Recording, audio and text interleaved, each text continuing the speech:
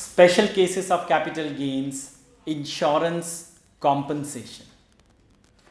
Insurance compensation is a situation where the capital asset of an assessee is destroyed or damaged and the insurance company have paid a compensation to cover the loss which the assessee have incurred. So ये एक ऐसा situation है जहां पे एक SSC का capital asset destroy हो गया, डैमेज हो गया and that SSC have an insurance coverage. वो अपना इंश्योरेंस कवरेज करके रखा था और वो कवरेज करने के वजह से डैमेज होने के बाद इंश्योरेंस कंपनी ने उन्हें कंपनसेशन पेमेंट किया. So a situation where the insurance compensation is paid by the insurance company, it is fully taxable under the head capital gains.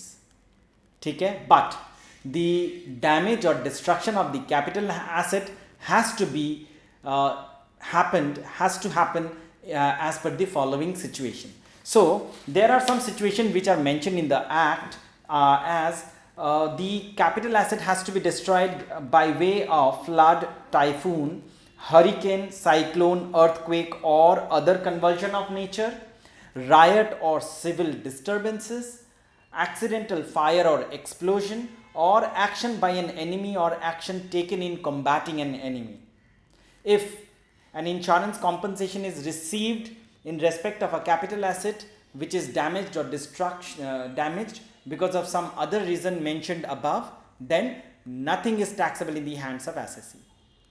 So यहाँ पे बताया गया है कि कोई भी कैपिटल एसेट जो कि डैमेज हो गया या डिस्ट्रक्शन हो गया जिसका वजह है आपका फ्लड हो गया, टाइफून हो गया, हरिकेन मतलब आंधी तूफान के वजह से ख़राब हो गया, या फिर कोई भी रायट हो गया, ठीक है, रायट हो गया, लड़ाई झगड़ा हो गया उसके वजह से, या फिर कोई दुश्मन country any enemy country have attacked the country और we have combating we are fighting with that enemy और इसके वजह से हमारा प्रॉपर्टी खराब हो गया, ठीक है, या फिर किसी भी तरह का आग लगने से या एक्सीडेंट के वजह से अगर हमारा प्रॉपर्टी खराब हो गया तो फिर जो भी इंश्योरेंस कंपनी पैसा देती है इन सारे लॉसेस को कवर करने के लिए, that amount is fully taxable under the head capital gains. ठीक है, मैं कुछ we will be discussing some situations which will clear our concept. सबसे पहले हम लोग देखते हैं, एक एग्जाम्पल है यहाँ पे. X is a teacher by profession. He purchased a residential property on March 1, 2017 for ₹23 lakhs. It was destroyed by fire on February 15, 2019. He gets insurance compensation of ₹24 lakh on April 20, 2019. ठीक है, सो क्या situation है कि x जो कि एक teacher है, वो एक घर खरीदे 2017 में 23 लाख रुपीस देके, उनका घर डिस्ट्रॉय हो गया आग लगने के वजह से और इंश्योरेंस कंपनी ने उन्हें 24 लाख रुपए का कंपनसेशन पेमेंट किया. सो ये 24 लाख रुपया जो इंश्योरेंस कंपनी ने पेमेंट किया, इसे हम लोग फुल वैल्यू ऑफ कंसिडरेशन पकड़ेंगे. ठीक है, सो जब हम लोग कैपिटल गेन्स कैलकुलेट करेंगे in the hands of mister X, पहली बात तो हमें ये देखना है कि क्या ये टैक्सेबल होगा. जब भी इंश्योरेंस कंपनी हमें कंपनसेशन पेमेंट करती है, वो कैपिटल गेन या कैपिटल एसेट ट्रांसफ़र या फिर एक कैपिटल गेन में टैक्सेबिलिटी का सिचुएशन होता है. सो ऐसे सिचुएशन में जो भी पैसा insurance company is paying us, that amount is considered as full value of consideration, and from there we will deduct any cost like cost of acquisition, cost of improvement and any expenses on expenses to recover that insurance money, सारे चीज़ minus होंगे. जैसे ये normal सम है वैसे ही होगा. As if आप समझिए इसको कि आपने इंश्योरेंस कंपनी को अपना घर बेच दिए. तो चलिए इस सिचुएशन में आते हैं. तो हम लोग फुल वैल्यू ऑफ कंसिडरेशन यहाँ पे कंसिडर करेंगे 24 लाख रुपीज़.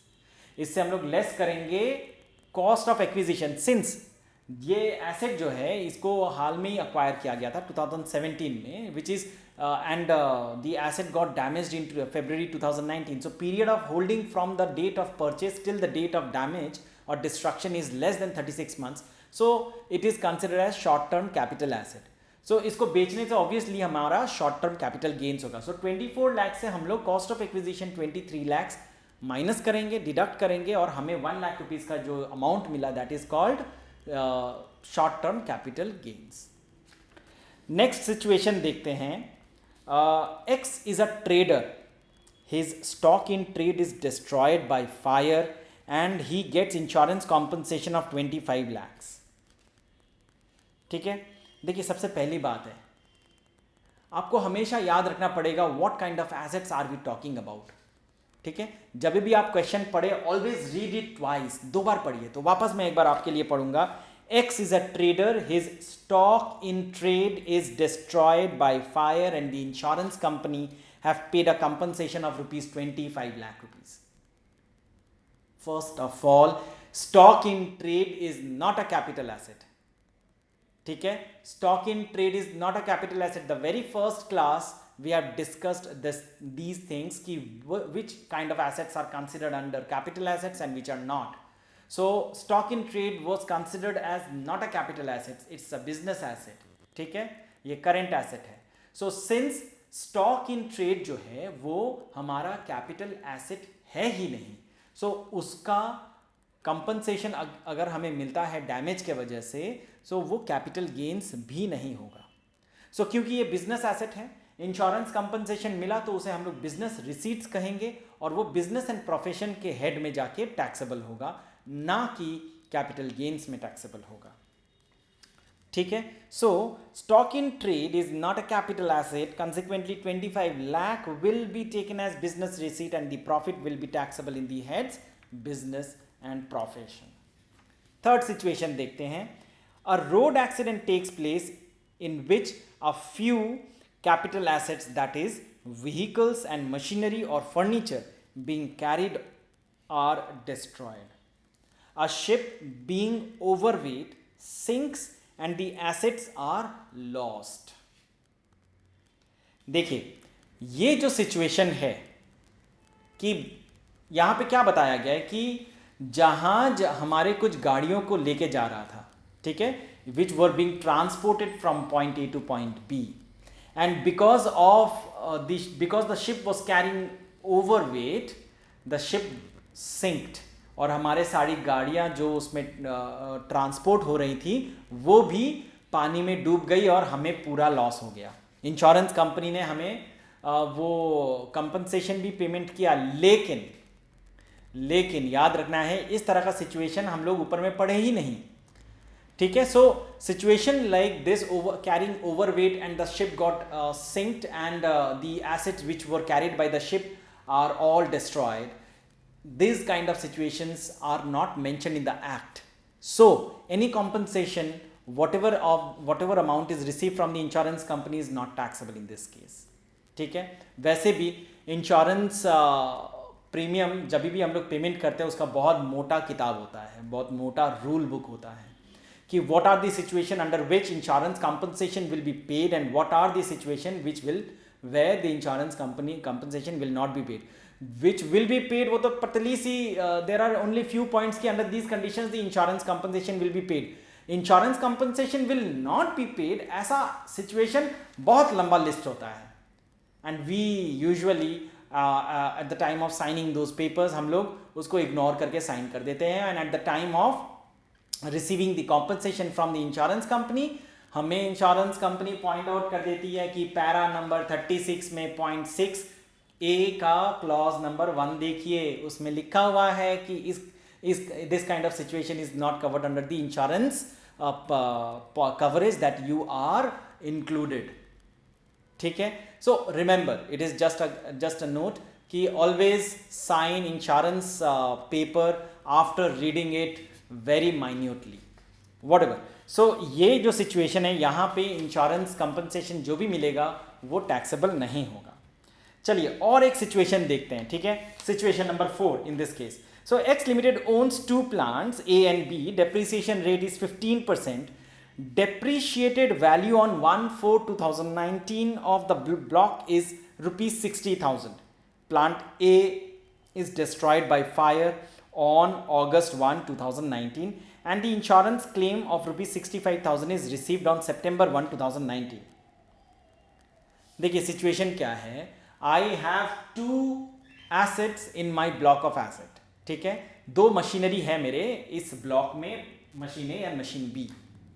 इनका डेप्रिशिएटेड वैल्यू या फिर WDV written down value as on 1/4/2019 is mentioned as 60,000 rupees, एंड ये जो 60,000 है वही हमारा रिटर्न डाउन वैल्यू है। और यहाँ पे बताया हुआ है कि प्लांट ए जो कि डिस्ट्रॉय हो गया, उसके वजह से इंश्योरेंस कंपनी ने हमें 65,000 रुपीज का क्लेम पेमेंट किया, कंपनसेशन पेमेंट किया। सो ऐसे सिचुएशन में 65,000 rupees is obviously going to be our full value of consideration. First of all, first and foremost we have to think that is it a taxable situation or not. Yes, it is a taxable situation. Plant and machinery is a capital asset and the asset got destroyed or damaged and the insurance company have paid a compensation, so it is a taxable situation which is fully taxable, ठीक है। so the situation here is, हमारा rule क्या है कि full value of consideration हम लोग लिखते हैं, लेस करते हैं वहां से एनी अमाउंट जो कि हमारा यहाँ पे रिटर्न ऑन वैल्यू रहता है। तो यहाँ पे फुल वैल्यू ऑफ कंसिडरेशन है, रिटर्न ऑन वैल्यू तो नील हो गया क्योंकि प्लांट बी और देखिए प्लांट ए और प्लांट बी दोनों का 60,000 रुपीज का हमारा वैल्यू था, ठीक है। So return on value as on 1/4/2001 is 60,000 rupees. उससे हम लोग ऐड करेंगे एनी एडिशन नील है, लेस सेल वैल्यू, तो सेल वैल्यू यहाँ पे 65,000 है। So obviously the block got nil value. So block nil है तो डेप्रिसिएशन यहाँ पे कुछ होगा ही नहीं, और कैपिटल गेन्स यहाँ पे शॉर्ट टर्म कैपिटल गेन्स होगा 65,000 रुपए का, 65,000 रुपीज का, ठीक है। So there will be no depreciation since the block of asset is nil.